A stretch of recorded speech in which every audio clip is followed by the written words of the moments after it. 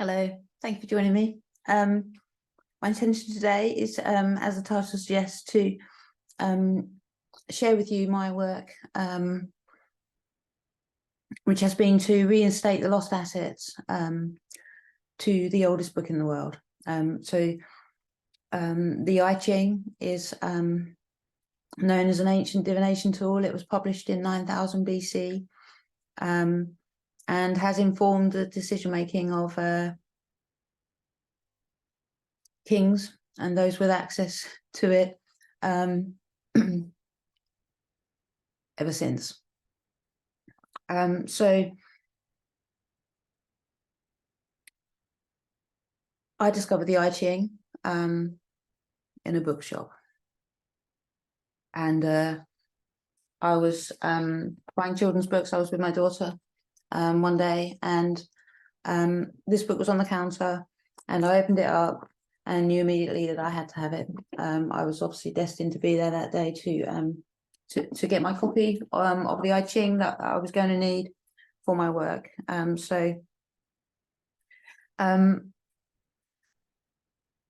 I've covered in previous videos what the iChing is and what it's made up of.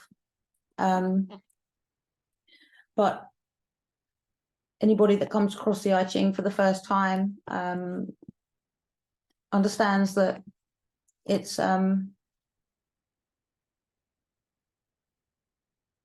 jam-packed full of ancient knowledge and wisdom with reference to self-mastery, and what's kind of missing in a way is a way of relating that and providing context to that in the context of one's life. So you can kind of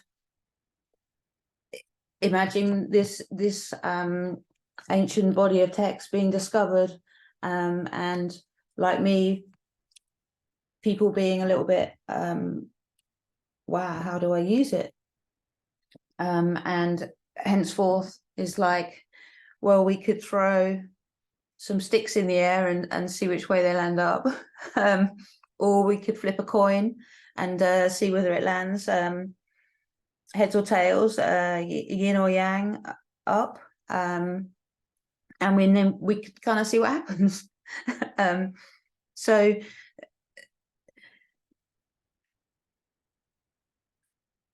it didn't quite do it for me. I have used the iChing as a divination text, and I have sought answers through using the coins, throwing the coins, and I'll just read through that in the book as to how we're advised to use this as a divination tool.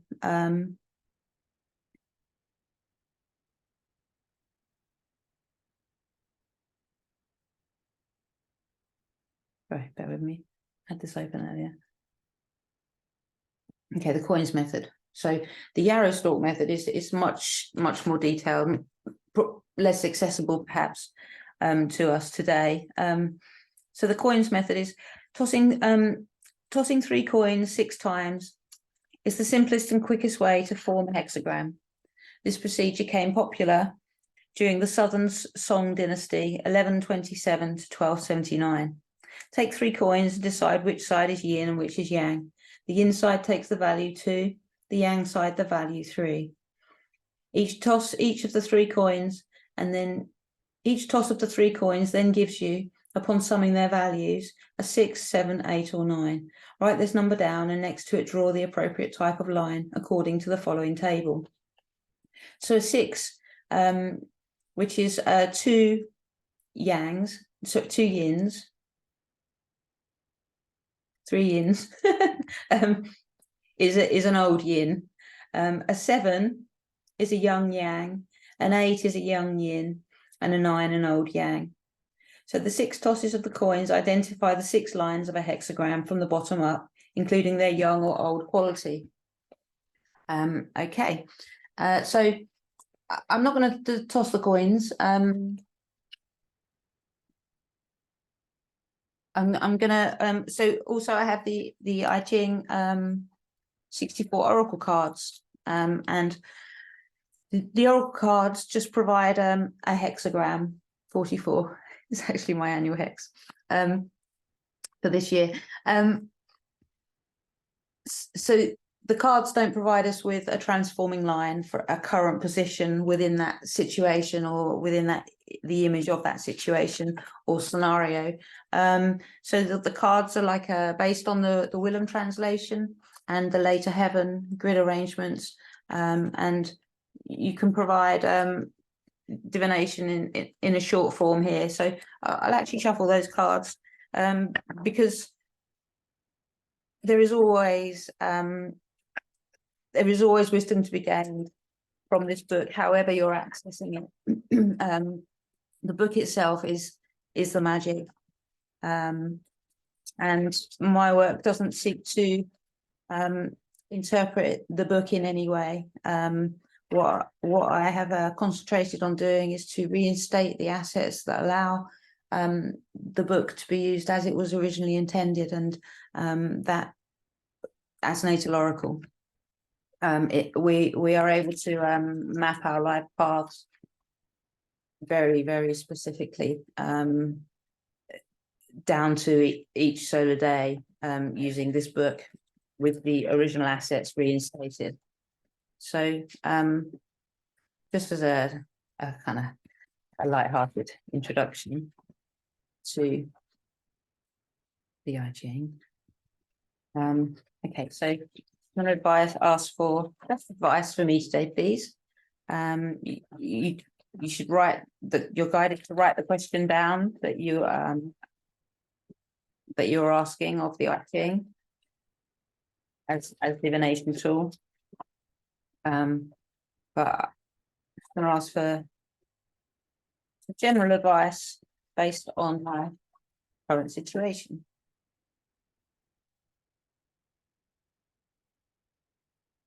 So I've divinated using the cards, I've divinated using the coins, and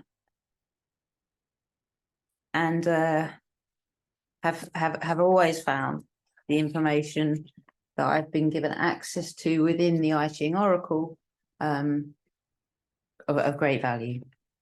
So we have hexagram 63, which is already folding, which is kind of like you've been doing it all along. So I'm just going to read 63 from the Oracle card, Los Garebo Oracle cards. There isn't a name. A name associated with them. Okay, 63. Already folding. Although that's not what the Willem translation calls them. They're given like different names.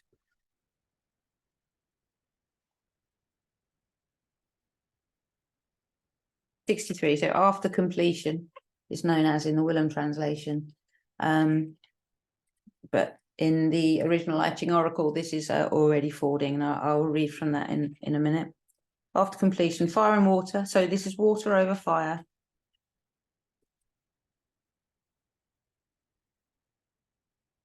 So that means that the top hexagram is water, and the bottom hexagram is fire. So if we look at those individually, this is gorge, water, and then the fire is in the middle. And the advice is cautious optimism. Fire and water are elements. So in the landscape of the iChing, then this is 63 and 64 are the crossing.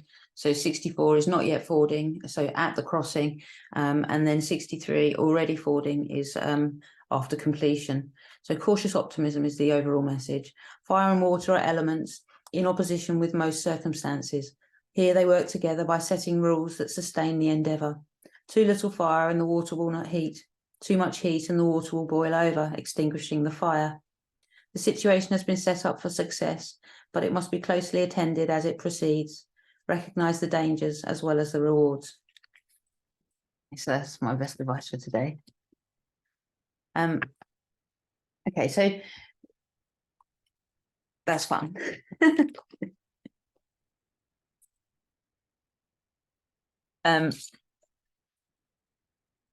Yeah, so here we have this amazing book of knowledge and wisdom, but really no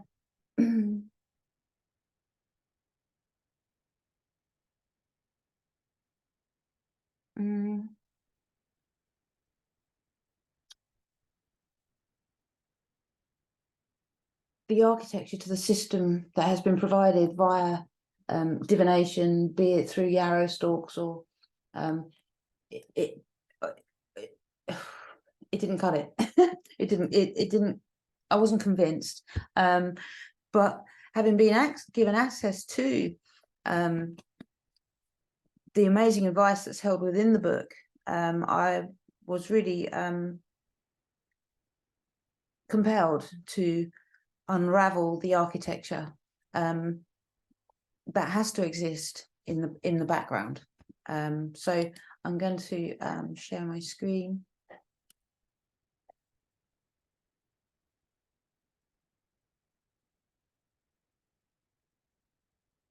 Okay.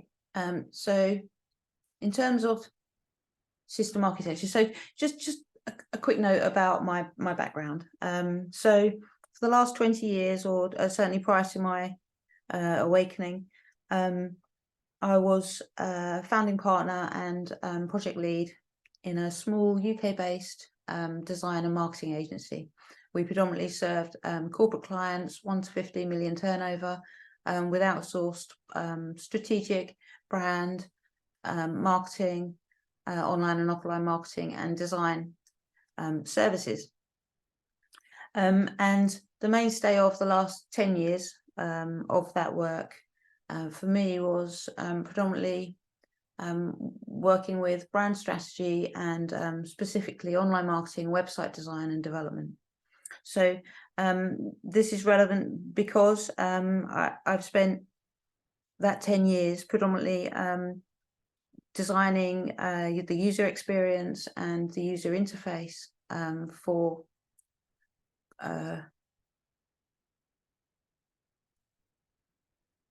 corporate clients. So when building a website, there's 3 things that you need. So we have the bit that we can see, and that is the website pages, and that's shown here as the user interface. So it's that's been published. So a published website we can see here, and also the equivalent in a book is the published pages in a book. So this is, in both cases, the website itself, the website page that is accessible via the web address, is the equivalent of the print of the book. So in order to make that website page, that information available online, there's some things that you need in the background. The things from which this material thing is organized and presented. So the first of those is the database. So you need somewhere to hold all of the data. So we just go and have a look at the website.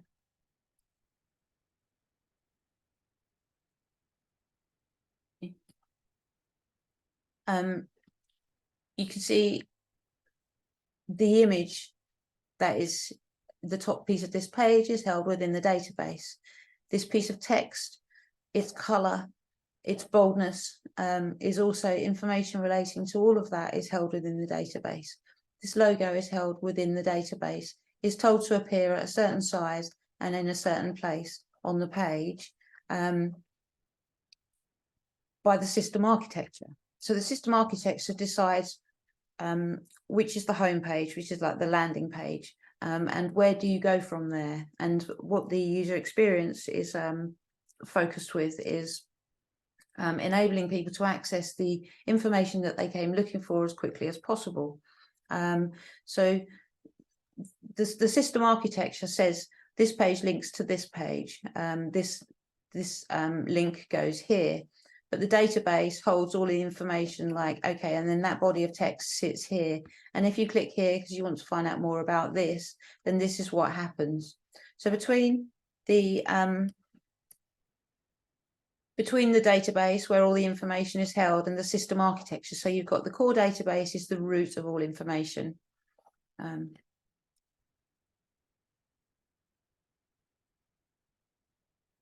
what we can see sitting, being created by the three elements, the triveca, is the window of manifestation, is the output in the middle, and the user experience.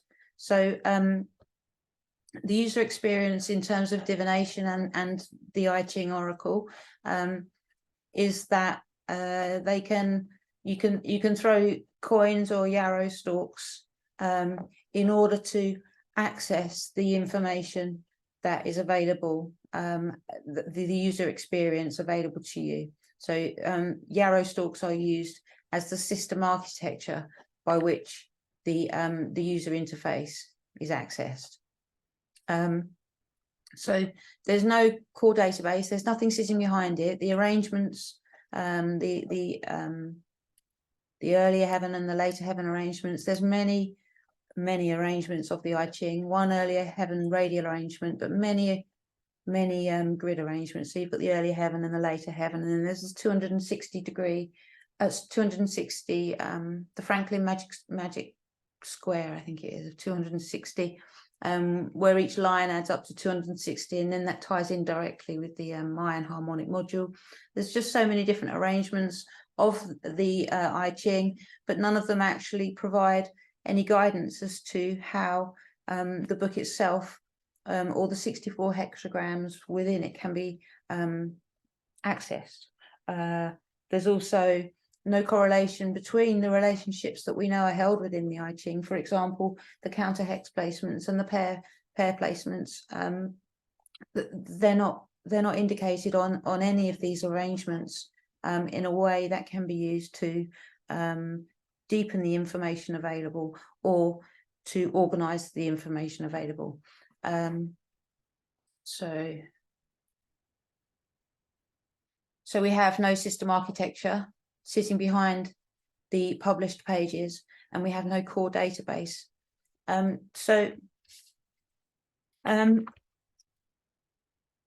My work over the last 9 months has been to rediscover, reassemble and reassemble those original assets, which are the core database. So the core database, let me just have a quick look. I did make some notes earlier. So my attempt was to understand the system architecture driving the book, but there were fundamental assets missing. So restoring those assets, including the original database and system architecture, is my life's work. So this work, it isn't channeled. I would describe that this work as all held within my own DNA. So I brought this ancient knowledge and wisdom within my DNA to unlock at a certain time on my path. And it unlocked as a series of personal questions. So my personal skills include graphic design, and I've mapped many ancient systems over the last few years, and if I had a question, by mapping it, I was able to ascertain the answer. And it's through that mapping that I have, I would describe my work as an unraveling of the system architecture that sits behind this book. So my work doesn't look to interpret the book in any way. It provides the architecture with which this book can be used as natal oracle, as I believe originally intended. Okay, so when we look at the elements that are sitting in the yin element of any published item, then there's the background, the database, the data, and this is the root of all information. And then the system architecture informs the structure, how the information is all held together, how the information is organized, what are the relationships that are held within it, what are the algorithms that are driving it, and ultimately, what does that family tree look like? So if the home page is the entry point on a website, and then each page falls down in sections, and it kind of works like a family tree, the way those roots kind of spread down. These are the two missing elements. So I've explained in my earlier videos how I unraveled this matrix, and yeah, maybe I'll link it there. But certainly if you go back through the videos on my channel, the earliest video uploaded, it begins with the word unraveling. It is worth a watch to kind of understand the context of my work. So having rediscovered the SciBank, the full database of potentiality held within the fundamental form of the iChing, the fundamental form of the iChing, which is the hexagram. So in my previous video, I detailed how the SciBank is derived, and that is through, I'll just very briefly run through. So I've called each of these the radial signatures because what they do is to represent the journey taken by each hex, line by line, changing polarity until the complete opposite hexagram is reached, 6 yang lines, and the complete opposite, which sits in the mystic column, is the parallel, the opposite hexagram. So for every yang line in number 1, there's a yin line in number 2. Number 1, pure yang energy. Number 2, pure yin space, the receptive. And so what's detailed within the radial signature for each hexagram of the 64 is that journey line by line taken to its complete opposite and back again. So that represents a cyclical journey, hence it's called the radial signature. So the PSI bank details the radial journey that each hexagram within the 64 bank matrix takes to reach its complete opposite, its counterpart and parallel, and then the journey back again. And what then ultimately falls out of the PSI bank is 64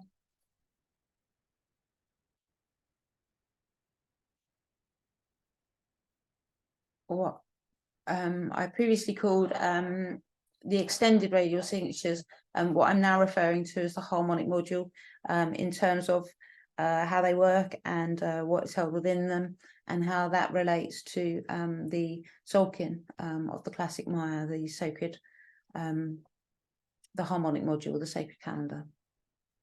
So held within the PSI, the SciBank, is 64 harmonic modules. So this is the harmonic module for hexagram number 7, the legions, the army, and what's detailed here is its pair, which is given by the iChing, its opposite, which is that sits within the mystic column, is complete, equal and opposite. So if we just zoom in on that, we can see that in hexagram number 7, there's 5 yin lines, and line 2 is a yang line. And in its complete opposite, its parallel and counterpart, we see 5 yang lines, and only the second line is a yin line. So hexagram 7 is taking a journey to hexagram 13 and back again within this harmonic module. So this is the core database. And what's held within the harmonic module that falls out of that for each hexagram is the complete path program. In terms of there being 6 cascades in the unfolding simulation that is a mortal soul lifetime on Earth, only the first is derived from heaven, and that is cascade. I've called it cascade 0 because it's pre-existential, and that relates to your natal snapshot, the moment you were born. You step onto a life path axis, which includes 2 of these harmonic modules, and they can be seen within the eternal flower of life as a representation of the journey out from source and a return to source. That is each lifetime. So there's no accidents.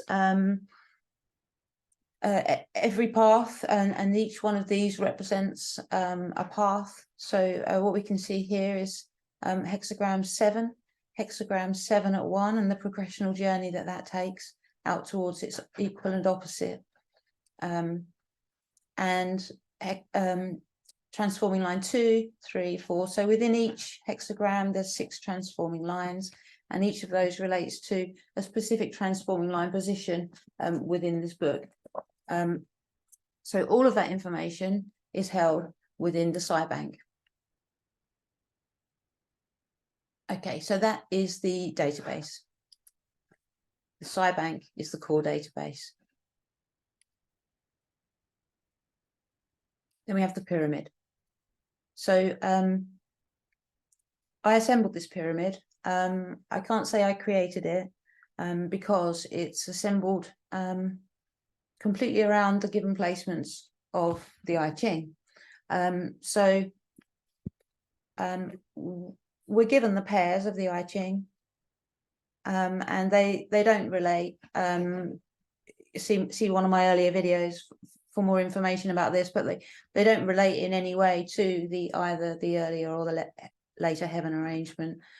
So we kind of have these isolated pieces of information, isolated kind of indications of structure that are within the iChing. So we have each by the iChing, each hexagram is given a pair, and each hexagram is also given a counter placement. So the pyramid of the iChing, I literally realized one day, whilst not looking at anything, that the structure of the counter hexagrams within the iChing could be assembled as a pyramid.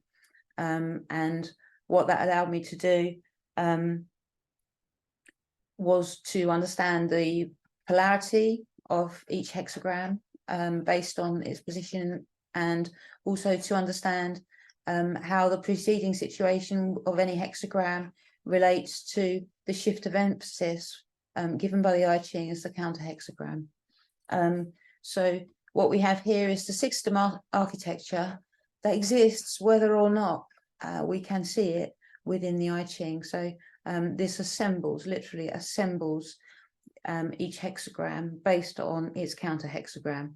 And what it also does is it details the pair. So if you draw a line through the center, then you can see the pair hexagrams. You can also see the parallel hexagrams, and it shows that the reason you would walk path 10, for example, any line within path 10, is to enable the shift of emphasis that is required to bring you back to collapse the polarity held at the edge, the start of this journey, and then the journey is one of drawing you back to the center.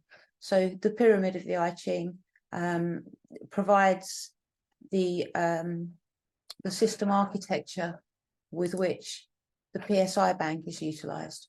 So we now have the Triveca in place, the Holy Trinity is in place, and what that enables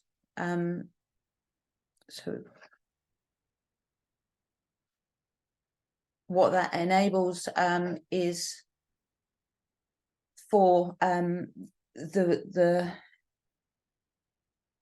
multidimensionality of the book to be used in the context of natal oracle.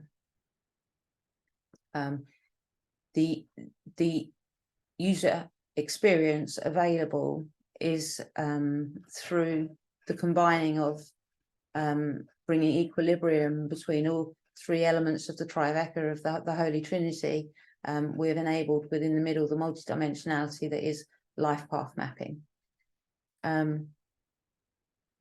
So with the PSI, with the SciBank reinstated as the core database and the pyramid heaven and earth arrangement, so that's the pyramid architecture, as system architecture, the iChing is transformed multidimensionally, the output of which is the 64 harmonic modules as pre-coded blueprints for a life path to be experienced as a mortal soul in the earth realm. So we now have this for each path, and we now have the structure with which we can apply that. And then, okay, so what can we see? We now have the oracle. We now have the system architecture. So now we have a fully restored oracle. What can we see? And by what can we see, I mean, what can we observe within that? What can we bring vision to, bring life to through the text, in terms of understanding, in terms of self-mastery. So in terms of kind of like see, then we think vision, understand, what can we build upon, what can we observe, what can we bring vision to. So those things are, firstly, it's multidimensionality. We can see the movement that's held within it. We can see that what's happening is a movement to the center. And these are given positions, these are counter hexagram positions. So what is indicated is that the motion or movement of the iChing, and actually when you get to the very bottom of the cascades, you can see clearly what's happening, and everything is driven by the shift of emphasis that is the outcome or the destiny of each path. So for example, if you're experiencing you're on a path that is hexagram number 10 treading at line 2, then the outcome for that would be read as hexagram 37 at line 2, and the journey that you walk through the experience that is hexagram 10 at 2 is that which is required to either bring about a shift in understanding, a shift of emphasis. Okay, what else is held is the polarity. We now understand the polarity of everything within that. So when we talk about polarity, we talk about left brain and right brain. We talk about masculine and feminine. We even talk about men and women, and it's not accurate to do that.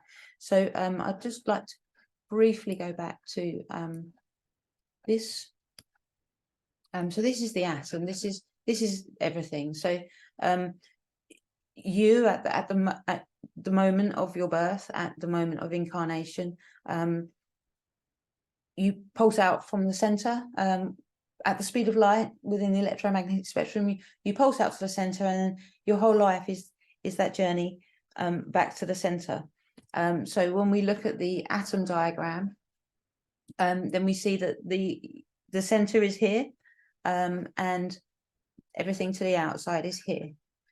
So in terms of a more accurate definition of how yin and yang are described by the oldest book in the world, they are referred to as the great and the small. So I'll just find.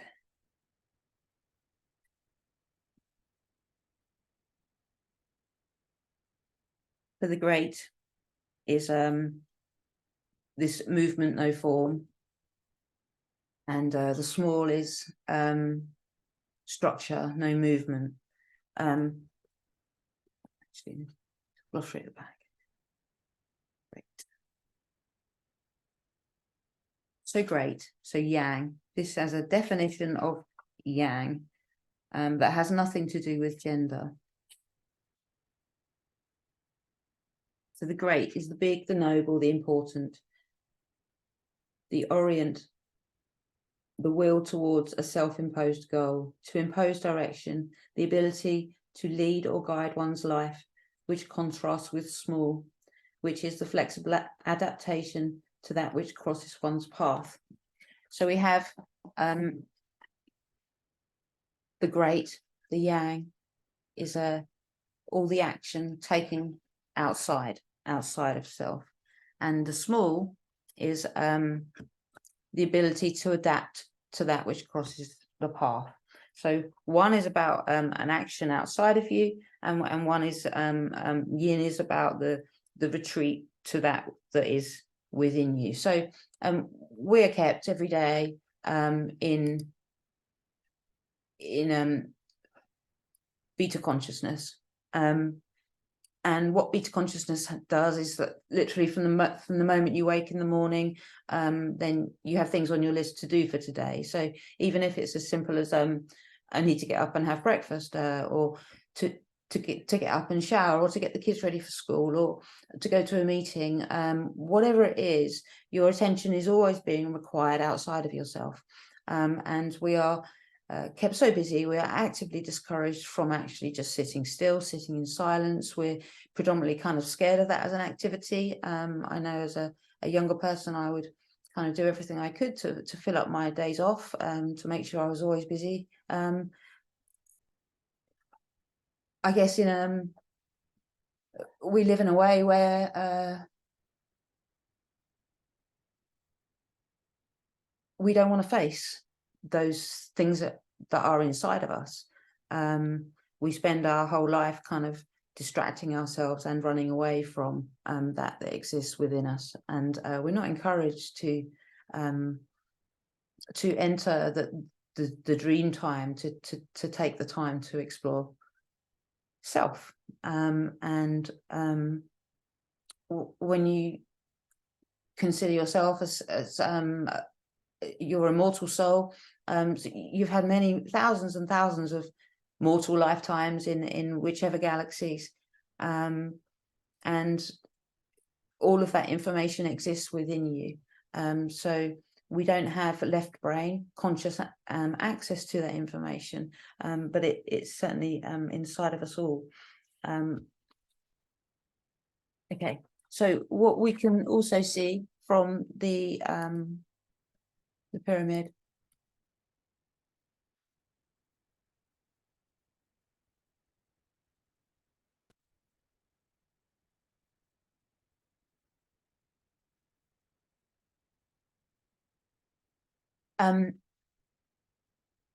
is the structure, and what this does is it adds form to the why we came. So my fundamental question really was, what the fuck am I doing here? Why did I come? And it turns out this is why I came. And so also looking to see what we can see inside of it is the relationships that I held within it. So we can see the sacred crosses. So there are families within the iChing, and they are all visible and all traceable from the pyramid of the iChing. So we can see from looking at this that 31, 32, 42 and 41 as pairs, 41 and 42 are a pair, 31 and 32 are a pair, 32 and 42 sit opposite on the pyramid. They are parallel. If you take a look, then they are parallel in terms of complete opposites. So for every yang line in one, there's a yin line in the other. So what we have also held within here is the sacred crosses. So 31, 32, 41, 42, 33, 34 are a pair, 19 and 20 are a pair. So this is another family from within, held within this architecture. So all of these relationships and this situation whereby they are all assembled according to the centering nature of the text, and the advice that's held within it.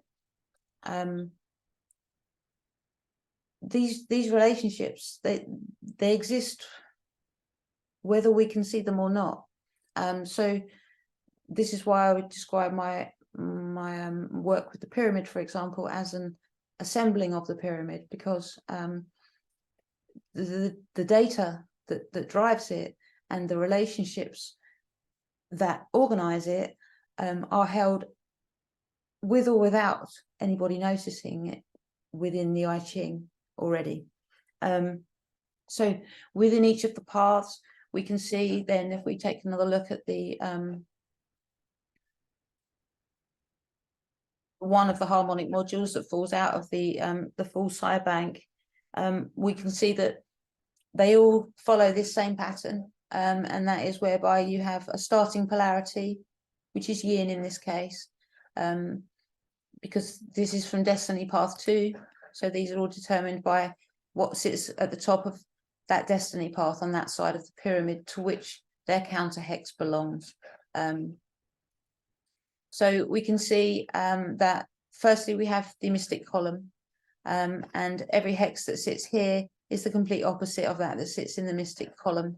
We can see that the first half of the radial signature the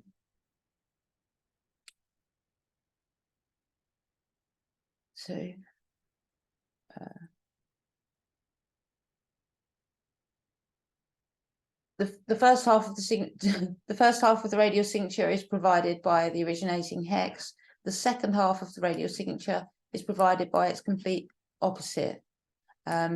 So then when we also see that this way round, they form the second half of the grid.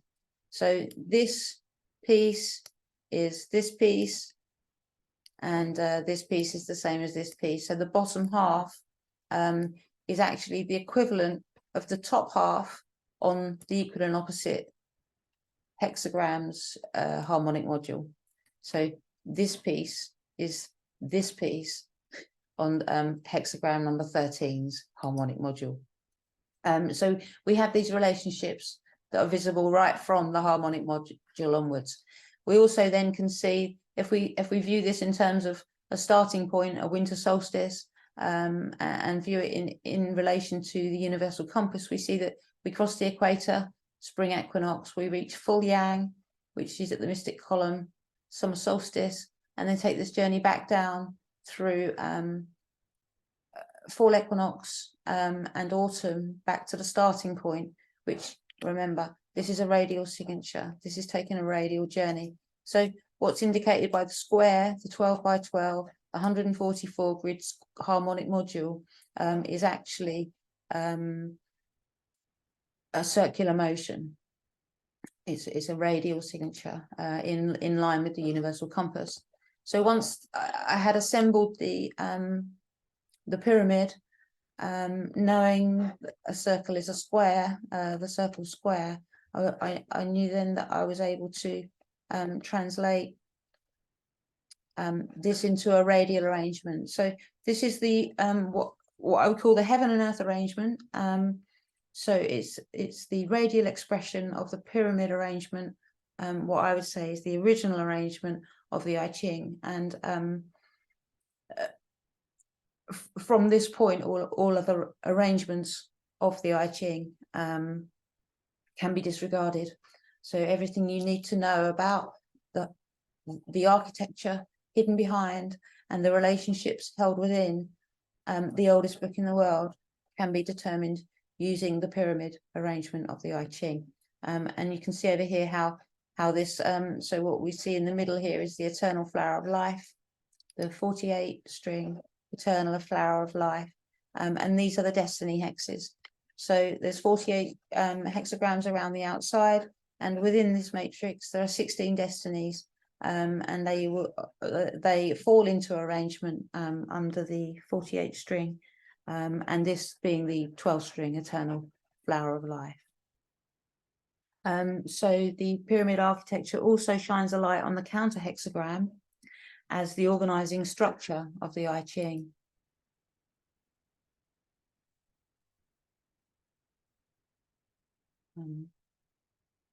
This is the temple. So this is those same hexagrams just viewed from the side. You can kind of see what's happening in terms of an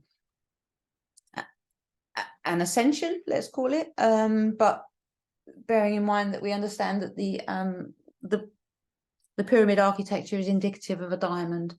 So actually on the yin paths, on these two paths, the blue and the light green, and they actually face downwards. And in terms of the diamond, you have the masculine at the top. And in terms of the universal compass, you have the summer solstice and winter solstice, and then the equilibrium that is provided by the four spring equinox and fall equinox. Okay, so the organizing structure of the iChing. It provides clarity and purpose, clarity and context to the overall purpose and scope. That is the holonomic structure governing a lifetime on Earth. Through the pyramid hex arrangement, unlike the other arrangements, we're able to see what's actually happening within the iChing as a whole. And what is happening is that everything is being drawn to the center. And in terms of each path we walk, we can refer back to, just check I'm showing the right screen. We can refer back to this, and that regardless of the path that you're walking, and we're walking about 6 at any one time, we're walking 6 different images of situations at any one time in our life. And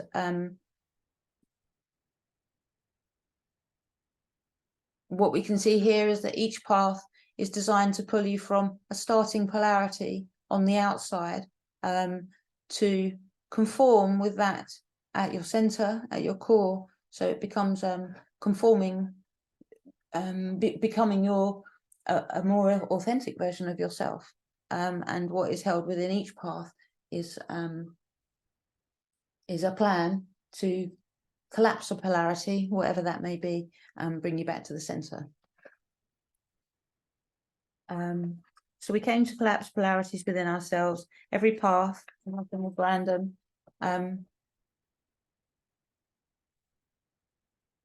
It's designed to lead a shift of emphasis, either a new outlook, approach, or understanding within you, inside you, based on a divinely orchestrated path and quantum of experience that you not only agreed to before you came, but you actually designed and put into play yourself. So the Junzi, the wise person, the archetypal hero of the oldest book in the world, teaches us to adapt to that which crosses our path. So why would that be? That's not what we've been taught. We've been taught that keep on the straight and narrow.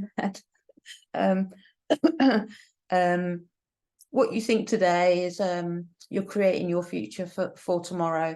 And regardless of kind of what you've got going on, you're just encouraged to not ask questions, just to toe the line.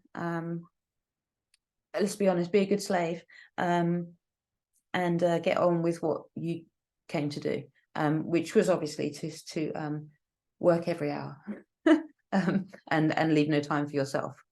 So we already know each path has a preceding situation, and we already know each path has a shift of emphasis. So how could that be so exact? We see references throughout the iChing text to a destined outcome, to submitting to fate, submitting and to our actualizing Tao. So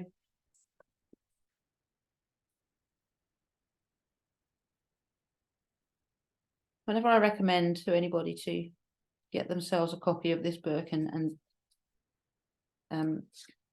specifically this version, I reference page 61, and page 61 is speaks of correlative thinking and the universal compass. So I'll just read this through. The worldview embodied in the iChing is essentially different from the linear causal perspective prevalent in our Western thinking. It's based on a system of correlations whose essential features took shape in the Han epoch and were codified by the discussions in the White Tiger Hall in 79 CE. Everything under heaven can be assigned to a specific phase in a system of interlocked, correlated cycles. The intrinsic dynamics of all phenomena is therefore represented in this system, which is the foundation of all Chinese traditional science. Its logic has been well described by Joseph Needham. The key word in Chinese thought is order, and above all, pattern. The symbolic correlations or correspondences all formed part of one colossal pattern. Things behaved in particular ways, not necessarily because of prior actions or impulsions of other things, but because their position in the ever-moving cyclical universe was such that they were endowed with intrinsic natures which made that behaviour inevitable for them. They were thus parts in existential dependence upon the whole world organism, and they reacted upon one another not so much by mechanical impulsion or causation as by a kind of mysterious resonance. The words of the iChing acquire their full range of meaning when they are understood in this context. The fundamental cycles and their interrelations are displayed in the following diagram called the universal compass. So again, see my earlier work for more information about the universal compass. But I did go through and note some of the references to a destined outcome that exist within the iChing, and by that I mean references to life being a destined path, life ultimately being a simulation. So something I found really interesting to do was I was watching a video, and it was a video, it was just a clip of video on Twitter, and it was playing backwards, and I paused the video like just a few seconds in, and then I just thought about it. I didn't mean to, but I just thought about it, and it's like when you watch a video backwards, it kind of gives you a different perspective on that causal. So when you watch a video backwards, you can kind of stop it at any point, and you can ask yourself, okay, so which point was destined? Was it the first step, or was it the last step? So did the last step pull the first step into being, or did the last step happen as a result of the first step taken? And I think when you kind of view that at any point with the understanding that you can just stop it anywhere and ask that question, it becomes obvious quite quickly that, of course, each one of those points had to have already been plotted. So hexagram number 7 at 6, line 6, it mentions the great in the chief possesses fate. Okay, so we can look up fate within the glossary at the back, and fate is one's individual destiny, or to consult the gods. Okay, so then in hexagram 19 at line 1, we have conjunction nearing, trial, significant. So conjoin, to come into contact with, to put together as parts of a previously separated whole. And nearing, the approach of something higher or greater. This process cannot be rushed. So then 19 at 2, conjunction nearing, significant, not yet yielding to fate indeed. So we see these references to fate. We also see references right through the iChing to actualizing Tao, and that is to realize Tao in action. And that's the power, virtue, ability to follow the course traced by the ongoing process of the cosmos. The ideogram, so the image that you can build in your mind, is to go, straight, and heart. It's linked with acquire, i.e., to acquire that which makes a being become what it is meant to be. Then in hexagram 4, which is enveloping, learning to walk and talk, within the patterns of wisdom, we see Junzi uses the fruits of movement to nurture actualizing Tao. We also see references to adhering to the above, which is to follow, agree with, to comply with, obey, join a school or person, as servant or as follower. The ideogram, 2 men walking, one following the other. So above relates to anything above in all senses, higher, upper, outer, below, anything below in all senses. And this also refers to the upper trigram and the lower trigram, the outer of the situation and the inner of the situation. Hexagram 26, the great accumulating, within the patterns of wisdom, it says a Junzi uses the numerous recorded preceding words to go and move. So, and uses accumulating one's actualizing Tao. So the oracle always is pointing a picture. And on the back of the iChing, we can read that based on core words and fields of meaning. The iChing allows a Western reader, so think Western, think left brain, sensory perception person.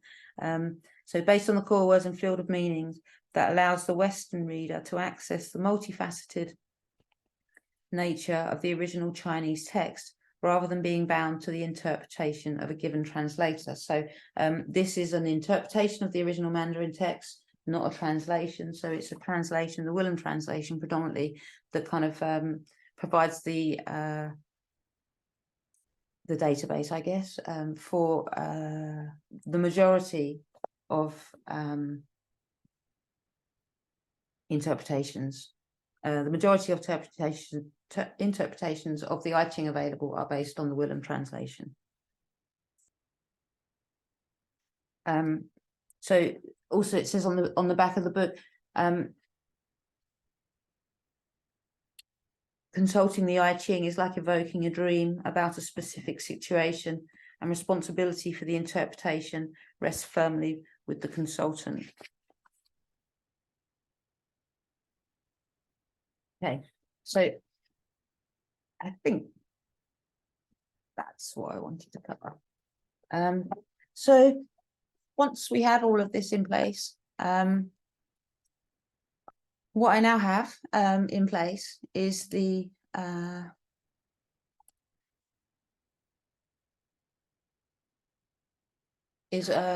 all of the restored original assets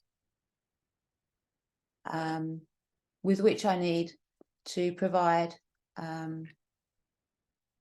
right down to solar day in terms of life path mapping and a natal oracle. So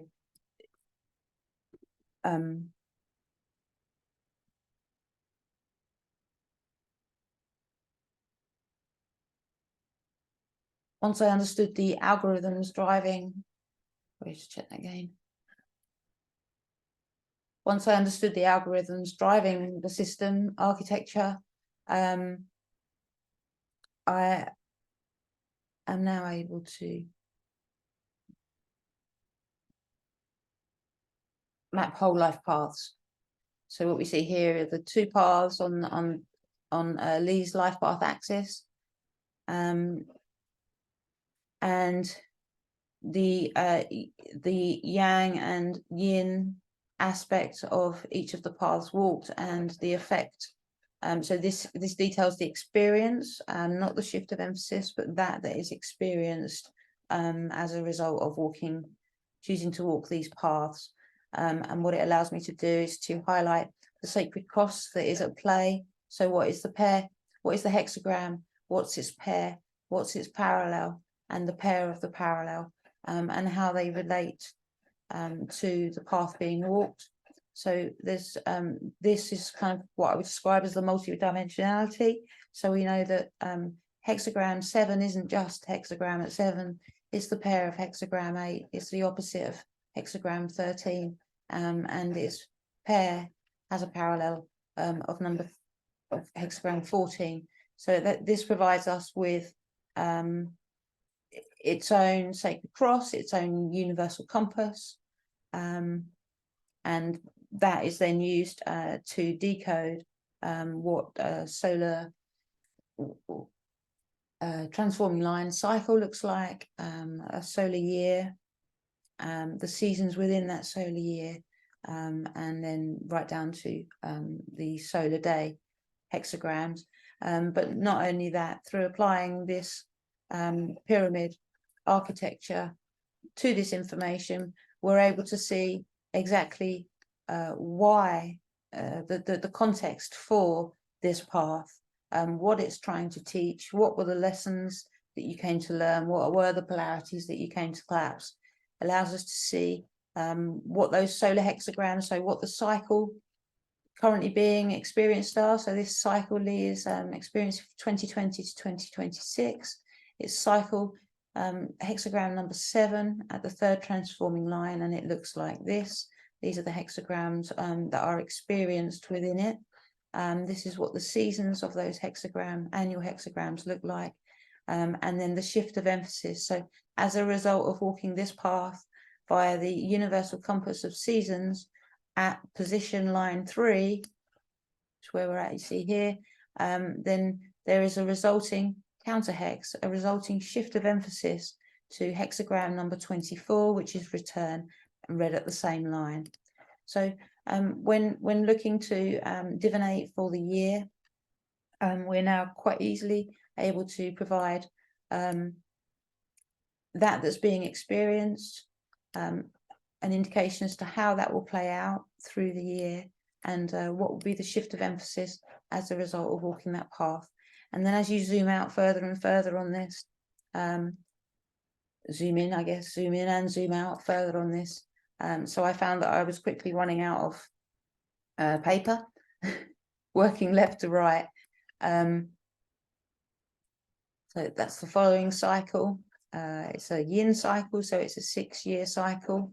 And then these are the shifts of emphasis that are held within that. So you can see that there is hexagram 27 is the outcome. So it's one of the cornerstone pairs, and its own outcome is hexagram 2.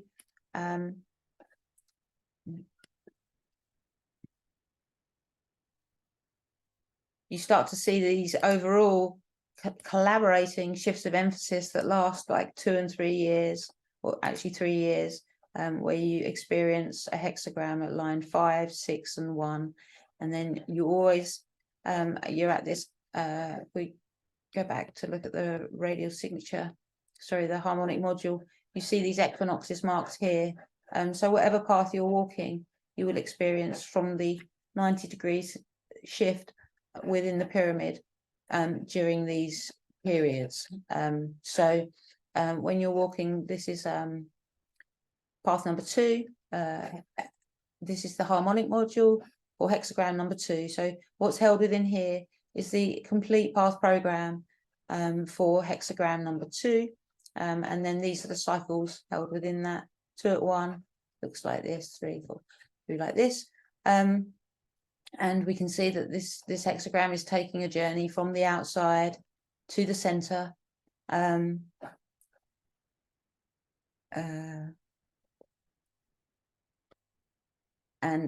these are the paths that drop out of that. So 2 at 1 becomes 7 at 2, 46 at 3 as the progression moves its way through.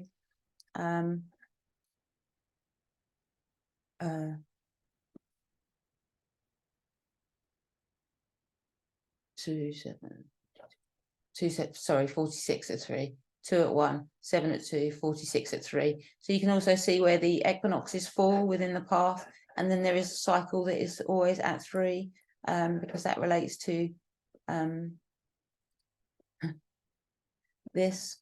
It relates, they're always in the same position on this grid, and it's a mirror, so they're in the same position this way around as well. The harmonic, the mystic column sits right across the middle, and then the shift to the opposite polarity also sits right across the middle. So we constantly see this universal compass shape in everything. So in here you can see the shift of emphasis that marks the start of a movement in the other direction. So this is the radial signature for hexagram number 2, and this is just translating the form of the hexagram to a number, so we can relate it to the book. So we have 2, 24, 19. They're all from the inside of the pyramid, so they all have a downward impact, an inward effect, and that's why they're showing moving in that direction. And then we get a shift of emphasis here that sends, which is the fall equinox point, and spring equinox, fall equinox. So of this path, this is the beginning of the path, BG3. At the center of the path is BG3, and it's the mystic column, complete, equal, and opposite. And then you've got 45 degree running BG3 as well. So each path is beautifully balanced by the universal compass. It's balanced in terms of polarity. So we see here we have 1, 2, 3, 4, 5. So this is a yin path. You've got 5, because this is a repeat at the end. Brings us back to where we started, spring equinox. So you have 1, 2, 3, 4, 5 of yin polarity, 1, 2, 3, 4, 5 hexagrams of yang polarity, or paths of yang polarity. And then you have one yang polarity here on the equinox and one of yin on the fall equinox. So within every radial signature, there is a complete balance, a complete equilibrium in terms of polarity. And that polarity is then again within any year equaled out by the seasons that fall from the universal compass.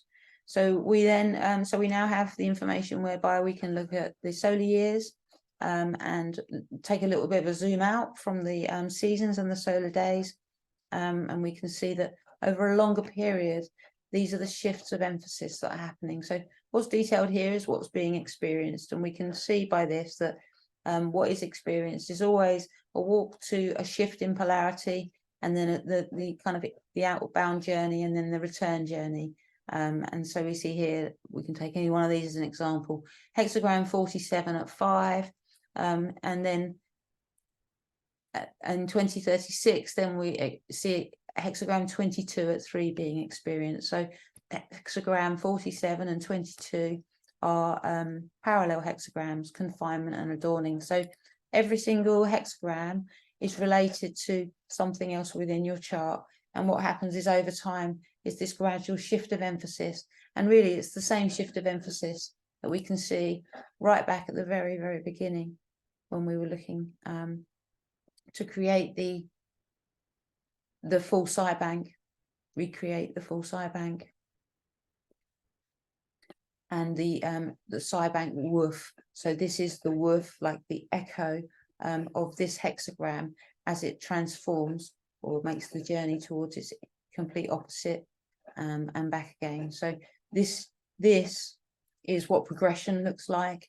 The iChing is a progressional model, and it doesn't matter how far down we go, then we see this pattern constantly. And really, I read that pattern as the shift of emphasis that is happening as a result of walking that path. So you can see, by the start and the finish of the path, there's no change to polarity, but then there is so much wisdom and understanding, and it's the wisdom and understanding held within this shift that we came for. So yeah, this is a longer period life path mapping. This is a 30-year period of Lee's life, and takes him from 2020 all the way through to stepping back on his original path axis, number 2, in 2050. Then by just turning those, so let's just get back to here, we show the seasons left to right, but in order to get more on the page, I was required just to shift those the other way around. So we have these families, and this represents the annual hex, so what is experienced at winter, spring, summer, autumn, and we have the solstices and equinoxes marked here. It's exactly the same chart, just the other way around, that allows us to then see what the shift of emphasis driving this experience are. So one of the things that I didn't understand until I got right to the very bottom, until I was completely looking at solar days, was that these patterns that sit within the shifts of emphasis are what are driving the whole thing. This is the system architecture. The iChing is completely built around, governed by the relationships expressed by the counter hex placements as modeled on the pyramid of the iChing. So these are the shifts of emphasis that are happening within the experience.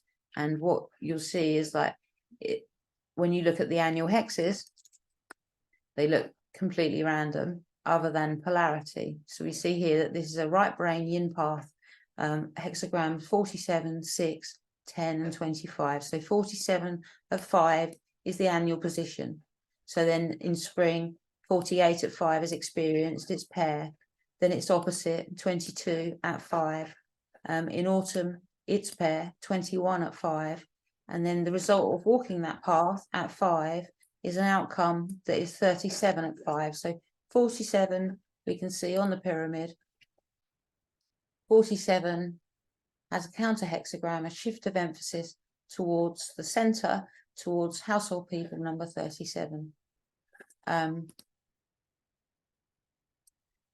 And what seems appearingly random next door is annual hexagram number 6, and then the following year annual hexagram number 10.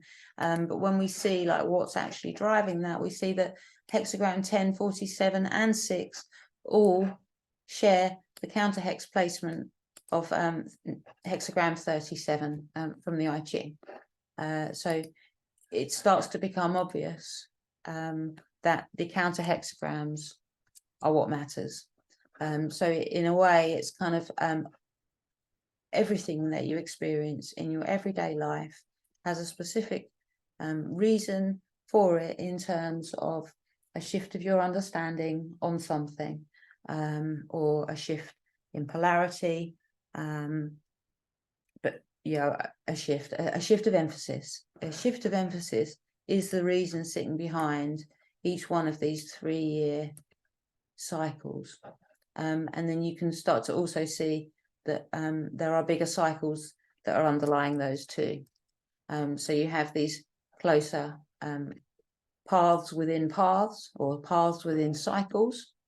So here we can see that sometimes, very often, you'll see that a path starts in one cycle and then doesn't finish until the next cycle. So these paths within paths, these 6 paths that you're on at any one time, are all kind of mixed in together.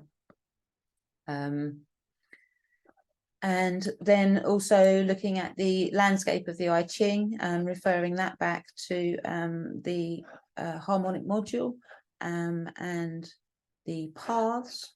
So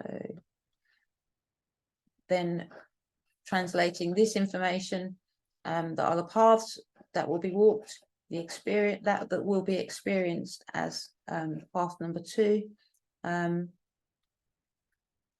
then you can see again, kind of in order to provide context to your life, you're able to see, well, so the bridge to social birth, hexagrams 19 and 20. Again, I've provided more detail on the landscape of the iChing in a previous video, so please go back to that. But you can see where the births and the rebirths that exist within the landscape of the iChing. Birth 19 and 20, bridge to social birth. 49 and 50, bridge to spiritual birth. You can also see the crossovers, the 0 points, and the crossing. So you're able to then identify what specific journeys and births, rebirths, etc. are held within your path and also within your lifetime. So I hope that was useful. My work now will be to provide decodes for others that are looking to understand their path. I think that the people interested in my work probably fall into 2 groups. You're either somebody who has an established interest with the iChing and would benefit from understanding the relevance of the counter hexagram placements in terms of organizing structure to the iChing as a whole. And I guess with a working understanding of the iChing already, then you would probably be best placed to understand this work more deeply, the implications of it, and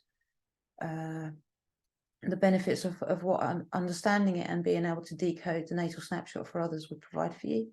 And then there's the other group of people that I think would be interested in my work, and that's those that have that are of awakened consciousness, that understand the multidimensionality that is all around us and hidden.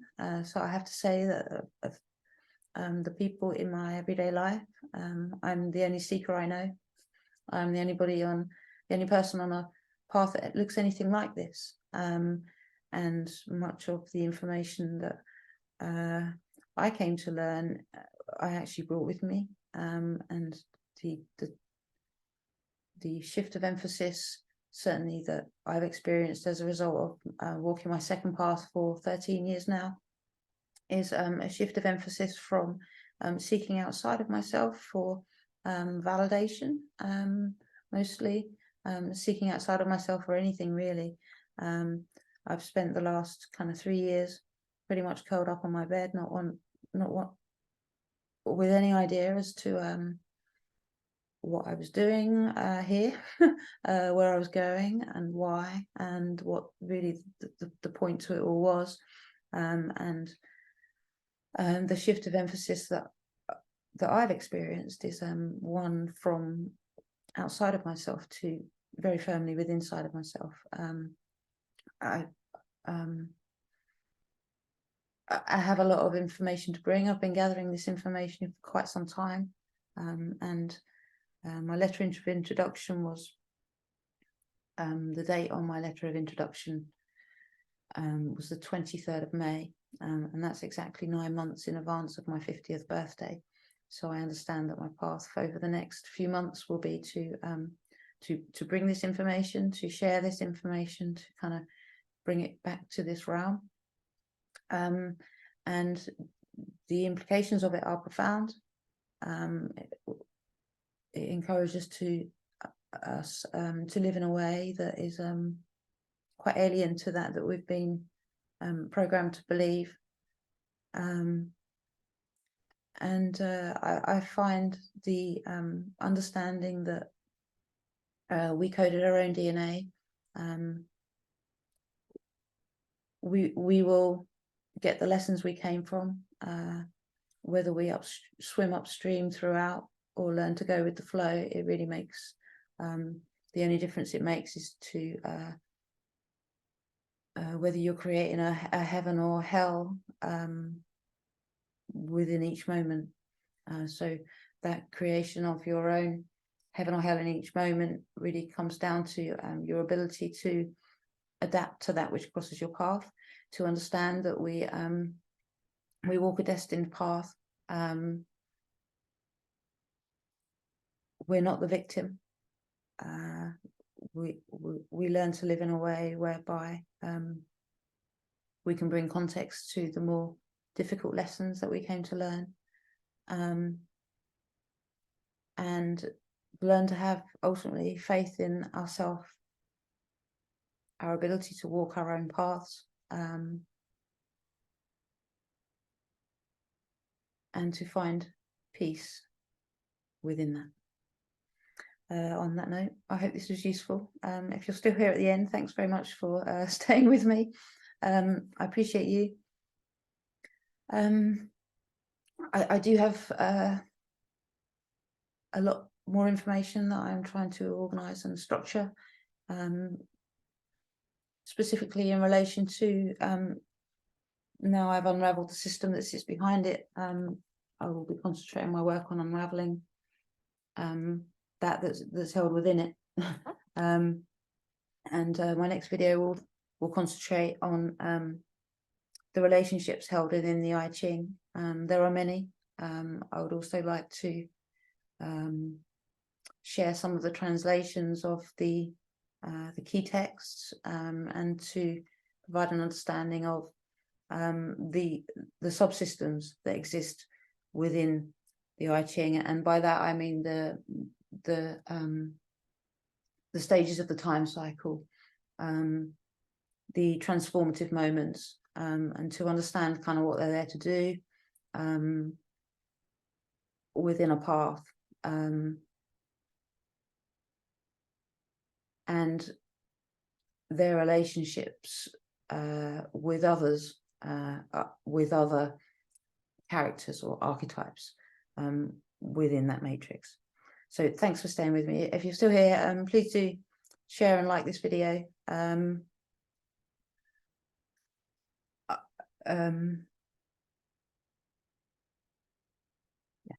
thank you. Thanks for being here. Namaste.